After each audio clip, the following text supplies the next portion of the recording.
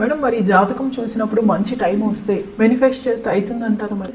తప్పక అవుతుంది. Manifestation techniques కూడా మనం ఏంటంటే మన సనాతన ధర్మంలో చెప్పడం అకార్డింగ్ టు ఆస్ట్రాలజీ లేకపోతే జాతక రీత్యా చెప్పడం ఏంటంటే ఫస్ట్ ఆ ప్లానెట్ యాక్టివేట్ అయిందంటే తప్పక ఏంటంటే ఆ ప్లానెట్కి చేసే పరిహారాలు చేస్తే కనుక రెమెడియల్ మెషర్స్, అది కూడా ఏంటి మనం చెప్పేది జపం, మంత్రం, లేకపోతే పూజలు ఇవే చెప్తాము. సో లేకపోతే ఒక జెమ్ స్టోన్ కానీ రుద్రాక్ష కానీ ఇవే కదా ఇచ్చేది. సో ఇవన్నీ చూసుకున్నప్పుడు ఏంటంటే మనలో మన కాన్ఫిడెన్స్ పెరుగుతుంది. సో అప్పుడేమవుతుంది, మన గోల్ దిశగా మనం వెళ్తాము. ఆ స్ట్రాంగ్ డిజైర్ అనేది ఇంకా స్ట్రాంగ్ అవుతుంది. ఎప్పుడు మనకి ఆ డిజైర్ స్ట్రాంగ్ అయ్యి మనకి కాన్ఫిడెన్స్ వస్తుందా అంటే, కాన్ఫిడెన్స్ అంటే ఏంటి, తప్పక అది నెరవేరుతుంది అని మనకి ఎప్పుడు అనిపిస్తుందో యూనివర్స్ మనకి సపోర్ట్ ఇస్తుంది. నేను ఇందాక నుంచి అదే చెప్తున్నాను. సో ఆ సపోర్ట్ కూడా ఉంటుంది కనుక తప్పక వాళ్ళు అనుకున్నది 1000 రెట్లు మనం అనుకోని దానికన్నా ఏంటంటే యూనివర్స్ మనకి తిరిగిస్తుంది అనమాట. సో దానికి టైం అనేది వెరీ ఇంపార్టెంట్. మనం జాతక రీత్యా ఎందుకు చూస్తాం, జాతకం ఎందుకు చూస్తామంటే ఎప్పుడు టైం బాగుంది అని చూస్తాం. అలాగే టైం బాగున్నప్పుడు మనం ఏం చేస్తామో అప్పుడు కూడా రెమెడియల్ మెజర్స్ ఇస్తాం. ఎందుకు, బాగున్న టైంకి పాజిటివ్గానే ఉంటుంది, బాగాలేని టైంకి మనం పాజిటివ్గా ఉండాలి కదా. సో ఆ టైం కూడా మనం పాజిటివ్గా తీసుకురావడానికి, పాజిటివ్గా ఉండడానికి రెమెడియల్ మెషర్స్ అనేవి ఇస్తాం. రెమెడియల్ మెషర్స్ ఇచ్చినప్పుడు, ఒక పూజ ఇచ్చినప్పుడు, లేకపోతే ఒక జపం ఇచ్చినప్పుడు ఏంటి, ఇది చేస్తే నాకు తప్పక ఆ కోరిక అవుతుంది అనే నమ్మకం వస్తుంది. అంతే కదా. ఎందుకు చేస్తున్నావు, యాంకరింగ్ టెక్నిక్ గురించి కూడా మాట్లాడాం మనం. సో ఈ పూజ చేసినా, ఈ జపం చేసినా, లేకపోతే ఈ రుద్రాక్ష వేసుకుంటే రోజు రుద్రాక్ష చూసుకున్నప్పుడు ఏంటంటే తప్పక నేను అనుకున్నది నెరవేరుతుంది అనే డౌట్ లేకుండా ముందుకు సాగడం అనేది జరుగుతుంది. సో తప్పక మేనిఫెస్టేషన్ టెక్నిక్స్కి మన జాతకానికి పొంతన అనేది కనిపిస్తూ ఉంటుందన్నమాట. అది టైం వచ్చినప్పుడే అవుతుంది. మేనిఫెస్టేషన్ టెక్నిక్స్లో కానీ లా ఆఫ్ అట్రాక్షన్లో కూడా మనం ఏం చెప్తాం, మనం చేస్తూ ఉండాలి, కొంతవరకు పట్టు విడిపోలేయాలి. అంటే కొంతవరకు దాని మీద ఏంటంటే ఆ ఇంట్రెస్ట్ అనేది అవుతుందా అనేది వదులుతాం. అంటే రిజల్ట్ అనేది కొంతవరకు వదిలేయాలి. వదిలితే యూనివర్స్ మనకే పంపిస్తుంది. అంటే ఏంటి, మన ఫ్రీక్వెన్సీని పెంచుకోవడానికే మనం అవి చేస్తున్నాం. కరెక్ట్. ఫ్రీక్వెన్సీ అంటే ఏంటి, మన గోల్ని గట్టిగా ఆలోచించి మనకు అయిపోతుంది అని ఎప్పుడు మనకి నమ్మకం వస్తుందో అదే ఫ్రీక్వెన్సీ. ఆ ఫ్రీక్వెన్సీని మనం బయటకి వదులుతున్నాం. అంటే మన థాట్స్ని, ఆ ఫ్రీక్వెన్సీ మనకి తిరిగి రిఫ్లెక్ట్ అవుతుంది. కరెక్ట్. ఇంతే కదా. సో ఒక జపం చేసినా, ఒక పూజ చేసినా, లేకపోతే ఒక జెమ్ స్టోన్ పెట్టుకున్నా, ఒక రుద్రాక్ష వేసుకున్నా, లేకపోతే ఇప్పుడు క్రిస్టల్స్ పెట్టుకున్నా, ఏది పెట్టుకున్నా అది చూసినప్పుడల్లా మన గోల్ని గుర్తు చేస్తుంది. మన గోల్ని గుర్తు చేస్తూ ఉంటే ఎప్పటికైనా సరే బలమైన నమ్మకం కింద మారుతుందన్నమాట. సో ఎప్పుడు బలమైన నమ్మకం కింద మారుతుందో అప్పుడు రిజల్ట్ గురించి కూడా మనం ఎక్కువ అనుకోం. అంటే అయిపోయింది అనే అనుకుంటాం. అందుకనే ఏంటంటే మనం ఎప్పటికైనా పరిహారాలు అనేది జాతక రీత్యా చెప్తాం. మేనిఫెస్టేషన్ టెక్నిక్స్లో ఏంటంటే మనం పాజిటివ్ అఫర్మేషన్స్ రాసుకోమంటాం. రెండు ఒకటే కదా, రెండు పాజిటివే. సో పాజిటివ్గా ఉండడానికి, పాజిటివ్గా ఉన్నప్పుడు ఎలాగో పాజిటివ్ హ్యాపీగానే ఉంటాం. సో కొంతవరకు నెగటివ్ పీరియడ్ కానీ లేకపోతే కొంచెం లో పీరియడ్ కానీ వచ్చినప్పుడు అప్పుడు కూడా పాజిటివ్గా ఉండడానికి మనం ఈ రెమెడియల్ మెషర్స్ అన్ని ఇవ్వడం జరుగుతుందన్నమాట. మేడం ఇప్పుడు మనకి కావాల్సిన లైఫ్ పార్ట్నర్ని అట్రాక్ట్ చేసుకోవచ్చు అంటూ ఉంటారు. కొంతమంది చేసుకున్న వాళ్ళు కూడా ఉన్నామంటూ ఉంటారు కదా, అసలు చేసుకోవచ్చు అంటారా, చేసుకోకూడదు అంటారా? ఎవరిష్టం వాళ్ళదంటాను, అది ఫస్ట్. కానీ లా ఆఫ్ అట్రాక్షన్లో తప్పక పార్ట్నర్ని అట్రాక్ట్ చేయొచ్చు. Not only life partner, financial పార్ట్నర్ని కూడా అట్రాక్ట్ చేయొచ్చు. అట్ ద సేమ్ టైం నీకేం కావాలో లైఫ్కి నువ్వు అట్రాక్ట్ చేయొచ్చు. బేసిక్గా లా ఆఫ్ అట్రాక్షన్ అందుకే కదా పనికి, అంటే మనకి ఒక టూల్ కింద, అంటే లా ఆఫ్ అట్రాక్షన్ యూజ్ చేసి మనం ఏం కావాలంటే అది మన లైఫ్లో అట్రాక్ట్ చేయడానికే మనకి లా ఆఫ్ అట్రాక్షన్ అనేది ఉంది. అంటే లా ఆఫ్ అట్రాక్షన్ తెలియక ముందు మన సనాతన ధర్మంలో కూడా చెప్పున్నారు. అంటే ఇలా ఉండండి, ఇలా ఉంటే ఇలా వస్తాయి అన్నట్టు చెప్పారు. అంటే పాజిటివ్ దిశగా నడవమని చెప్పారనమాట. కానీ మన లా ఆఫ్ అట్రాక్షన్కి వచ్చామంటే చాలామంది లైఫ్ పార్ట్నర్ని అట్రాక్ట్ చేస్తున్నారు. నాకు తెలిసిన ఒక అమ్మాయి కూడా నేను అనమాట, ఊగించుకుండాలి, ఫస్ట్ విజువలైజ్ చేసుకోవాలి ఎలా ఉండాలి, ఏం క్యారెక్టరిస్టిక్స్ ఉండాలి, నీతోటి ఎలా ఉండాలి అనేది క్లియర్గా ఉంటే కన్ఫ్యూషన్ ఉండకూడదు దాంట్లో. అంటే ఏంటి, నీకు ఎలా కావాలి పార్ట్నర్ని, ఇవాళ ఒకటి అనుకుని రేపు ఒకటి అనుకుంటే అది కన్ఫ్యూషన్.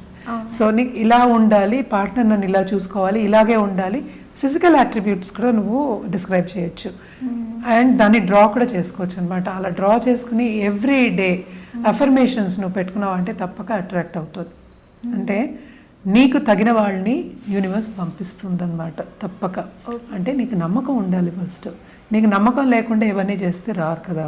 సో ఫస్ట్ నీకు నమ్మకం అయిన తర్వాత, అంటే నేను అట్రాక్ట్ చేయగలను, నేను చేస్తాను అని నమ్మకం ఉన్నప్పుడు ఇవన్నీ చేసుకోవాలన్నమాట. దీంట్లో టెక్నిక్స్ ఏంటి మోస్ట్ ఇంపార్టెంట్? First affirmation. అంటే నేను అట్రాక్ట్ చేస్తున్నా ఇలాంటి వాళ్ళే కావాలి అంటే డిస్క్రిప్షన్ కరెక్ట్గా ఉండాలి. అదే చెప్తున్నా నేను. డిస్క్రిప్షన్ కరెక్ట్గా ఉండాలి. అండ్ ఆల్సో ఏంటంటే నాతో పాటు ఇలా ఉండాలి, నేను వేరే కంట్రీలో ఉండాలి అంటే అది కూడా చేసుకోవచ్చు. ఓకే, ఫారినర్ని కూడా అట్రాక్ట్ చేయొచ్చు కదా. సో అది కూడా చేసుకోవచ్చు. ఎలా కలుస్తారు, ఎలా వస్తారు అనేది యూనివర్స్కి వదిలేయాలి. చాలా లవ్ స్టోరీస్ ఉన్నాయి ఇలాంటివి.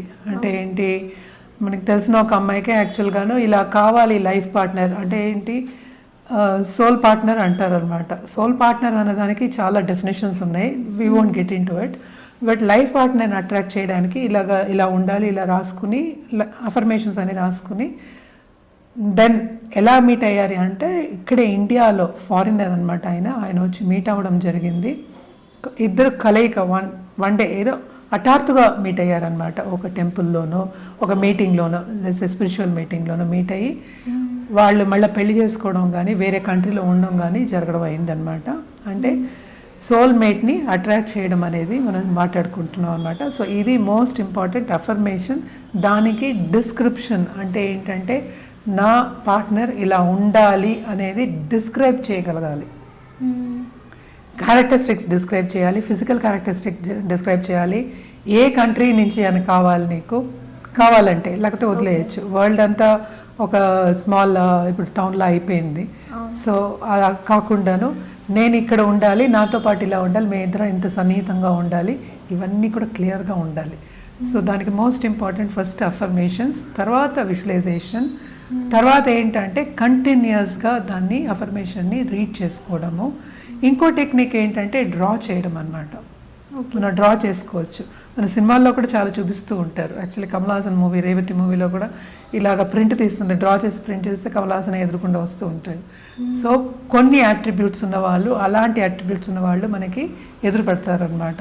సో తప్పక లా ఆఫ్ అట్రాక్షన్ యూస్ చేసి మనం ఏంటంటే అట్రాక్ట్ చేయొచ్చు. మనకి ఏం కావాలంటే అది అట్రాక్ట్ చేయొచ్చు. కానీ మోస్ట్ ఇంపార్టెంట్ దీనికి ఏంటి, ఫ్రీక్వెన్సీ. అంటే ఫ్రీక్వెన్సీ అంటే ఏంటి, మన థాట్స్ అంటే ఏంటి, మన స్ట్రాంగ్గా బిలీఫ్. ఈ బిలీఫ్నే, మన ఫీలింగ్స్నే మనం బయటికి పంపిస్తున్నాం. అది మనకి ప్రతిబింబించాలి, రిఫ్లెక్ట్ బ్యాక్ అవ్వాలి అంటే మనం స్ట్రాంగ్గా ఉండాలి. అంటే ఏంటి, ఫస్ట్ అన్నిటికీ మూలం ఏంటంటే సెల్ఫ్ బిలీఫ్. నేను చేయగలను అని ముందుకు సాగితే తప్పక చేయగలుగుతాం. నేను చేయలేను అంటే చేయలేవు. అంటే ఏంటి, వీటన్నిటికీ అడ్డంగాలు ఎప్పుడు వస్తాయి, పక్క వాళ్ళే చెప్తారు, నీ ఫ్రెండ్సే ఉంటారు, చుట్టుపక్కల ఉన్న వాళ్ళే ఉంటారు దిగజార్చడానికి, కిందకి లాగడానికి. అంటే ఏంటి, నువ్వు చేయగలవా, నువ్వు చేయలేవు, నీకెందుకు, నీకు పెళ్ళెందుకు, ఇప్పుడు ఇలాంటి వాళ్ళు కావాలా, అవసరమా, అండ్ ఆల్సో ఎంత సంపాదిస్తున్నారని కూడా పెట్టుకోవచ్చు. సో మోస్ట్ ఇంపార్టెంట్ కదా ఇప్పుడు గర్ల్స్ అన్నిటికీ అందరికీను. సో అలా పెట్టుకోవచ్చు. ఈవెన్ బాయ్స్ కూడా పెట్టుకోవచ్చు ఇలా కావాలి అని. అండ్ ఆల్సో ఏంటంటే పక్క వాళ్ళే మనకి ఏంటంటే చెప్తూ ఉంటారు, అంటే మనకి డౌట్లు పెడుతూ ఉంటారు. సో నువ్వు ఎప్పుడు డౌట్ పడకుండా ముందుకు వెళ్తావు, తప్పక అది అవుతుంది, అట్రాక్ట్ చేయగలవు. లా ఆఫ్ అట్రాక్షన్ కూడా అదే చెప్తుంది అనమాట. కానీ ఫస్ట్ ఏంటి, నీకు బిలీఫ్ ఉండాలి. నీ గోల్ని నువ్వు ఒక గోల్ అనుకుంటున్నావు, అది కావాలంటే నీకు బిలీఫ్ ఉండాలి. ఇలా ఎగ్జాంపుల్స్ చెప్పుకుంటూ ఉంటే బోల్డ్ అని ఉన్నాయి ఎగ్జాంపుల్స్. తప్పక ఏంటంటే మనం అనుకున్నది అవుతుంది, మనకి యూనివర్స్ ఏమో తిరిగిస్తుంది అనమాట. మేడం, మరి పార్ట్నర్షిప్ని అట్రాక్ట్ చేసుకోవడానికి లా ఆఫ్ అట్రాక్షన్లో చెప్పారు, మరి వద్దు అనుకుంటే కూడా చేయొచ్చు అంటారా? వద్దు అనుకుంటే నువ్వు అడిగే ప్రశ్న అనేది కొంచెం క్లారిటీ ఉండాలి. బట్ వద్దు అనుకున్నప్పుడు అసలు చేయవలసిన అవసరం లేదు కదా. మనం అట్రాక్ట్ చేయడానికి మనం లా ఆఫ్ అట్రాక్షన్ వాడుకుంటున్నాం. వద్దు అనుకున్నప్పుడు ఇంకా చేయడానికి ఏం లేదు అందులో, కరెక్ట్. కానీ ఎవరన్నా పీడిస్తూ ఉన్నాయి, ఇప్పుడు చాలా ఎగ్జాంపుల్స్ ఉన్నాయి, ఇప్పుడు డైవర్స్ కేసెస్ ఉన్నాయి. సో ఏంటంటే వెనకాతల తిరిగి పీడిస్తూ ఉంటారు, అంటే హెరాస్మెంట్ ఉంటుంది. ఇలా చేసే వాళ్ళందరికీ ఏంటంటే అది అవ్వకూడదు అనడానికి కూడా మన లా ఆఫ్ అట్రాక్షన్లో ఇప్పటికైనా మనం మాట్లాడుకునేది పాజిటివే. సో లా ఆఫ్ అట్రాక్షన్లో ఏంటంటే కట్ చేయడానికి కూడా మనం చెప్తూ ఉంటాం అనమాట, ఎలా చేయాలి అనేది. But that is completely different subject. మనకి ఈ సబ్జెక్ట్ కన్నా అది భిన్నమైన ఒక సబ్జెక్టు. మరి ఎప్పటికైనా మనం పాజిటివే చెప్తాం. అట్రాక్ట్ చేయడానికే చెప్తాం. సో సోల్మేట్ని అట్రాక్ట్ చేయడానికి ఇంకా ఏంటంటే ఏంజల్ నెంబర్స్ అవి వాడుతూ ఉంటాం. అలాగే ఏంటంటే హరాస్మెంట్ కేసెస్ అనేది అసలు పార్ట్నరే కాదు, అంటే ఏంటి మనకి రిపెల్ అవుతోంది, సన్నిహితంగా ఉండడం కాదు. సో రెండు రిపెల్ అవుతున్నాయి కదా మైండ్ థాట్స్ అవన్నీను. సో అలాంటివి చాలా డిఫరెంట్ అన్నమాట. సో అలా కూడా చెయ్యొచ్చు, బట్ డిఫరెంట్, నేను అన్నట్టు డిఫరెంట్ సబ్జెక్ట్ అవుతుంది అది. కానీ ఎప్పటికైనా సరే ఏంజల్ నెంబర్స్ కూడా మనం వాడుతూ ఉంటాం, గ్రబవాయ్ నెంబర్స్ అని ఉంటాయి అవి కూడా వాడుతూ ఉంటాం అన్నమాట. ఇవన్నీ వాడి మనం చేసుకోవచ్చు. నేను చెప్పినట్టు యాంకరింగ్ టెక్నిక్ ఎక్కువ వాడి ఇవన్నీ చేస్తూ ఉంటాం అన్నమాట. సో తప్పక ఏంటంటే నీకు కావాల్సింది, నీకు ఏం కావాలని నీకు తెలిసినప్పుడు, అది నువ్వు బలంగా నమ్మినప్పుడు యూనివర్స్ అనేది is waiting for you to just ask and it will be given అనమాట. సో తప్పక నీ కోరిక నెరవేరుతుంది. అలాగే వద్దనుకున్నప్పుడు కూడా కావాలన్నప్పుడు నెరవేరినప్పుడు, వద్దన్నప్పుడు కూడా అవ్వాలి కదా, అవుతుంది. Okay, thank you so much.